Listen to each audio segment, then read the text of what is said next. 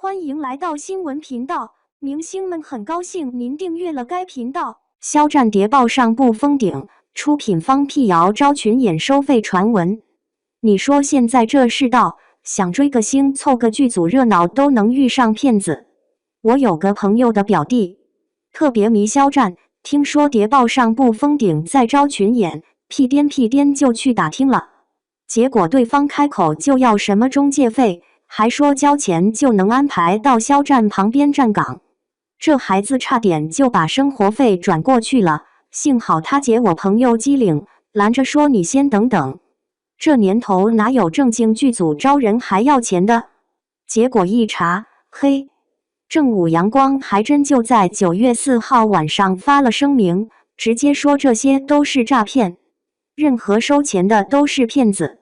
正午阳光这次还挺刚的。声明里直接点名，近期有不法分子冒充谍报上不封顶剧组或者合作方，招揽群众演员收什么中介费、居间费。人家明确说了，我司聘请演员从不收取演员方任何费用。这话说的够直白了吧？谁收钱谁就是诈骗。而且这已经不是第一次了，今年5月份他们就发过类似的声明。怎么骗子们就不常记性呢？或者就是骗术太低端，只能靠不停换皮来忽悠人。其实这种骗局在影视圈简直老掉牙了。我记得之前看过报道，有些诈骗团伙专门租高档写字楼面试，然后看人下菜碟收费。他们还会跟你签合同，但合同上的单位可能跟招聘信息上的根本不是一家公司。交完钱就把你打发到影视基地附近的农家院，说什么先做群众演员锻炼一下，结果最后工资影子都没见着。夸张的是，有些甚至还会2次诈骗，到了农家院再收你住宿费、伙食费、设备押金，甚至让你给领导送礼。这套路深的都能挖井了。你说这些人图啥呢？不就是看中了谍报上不封顶这句热度高吗？正午阳光出品，侯洪亮带队，拍过《琅琊榜》伪装者的公司，加上肖战演男主，这阵容谁不好骑？骗子就是利用这种心理，打着内部渠道特殊机会的幌子骗钱，而且还真有人上当，尤其是那些想着能近距离见明星的粉丝们，容易冲动消费啊，不对。是冲动受骗。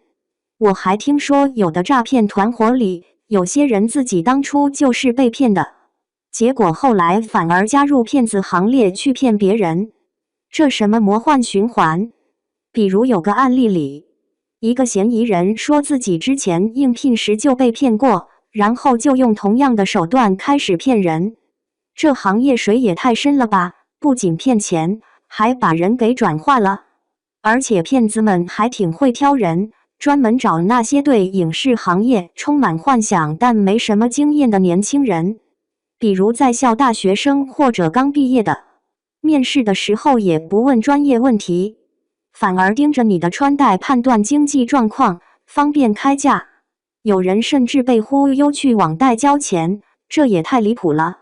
说到剧组真正的招聘，其实正规剧组很少会在网上大规模招重要岗位，一般都是通过熟悉的人或者合作方推荐。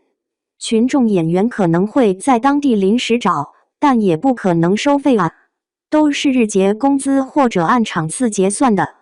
所以凡是让你先交钱的，直接拉黑没错。正午阳光这次辟谣挺及时的，声明里还提醒大家及时向公安机关举报。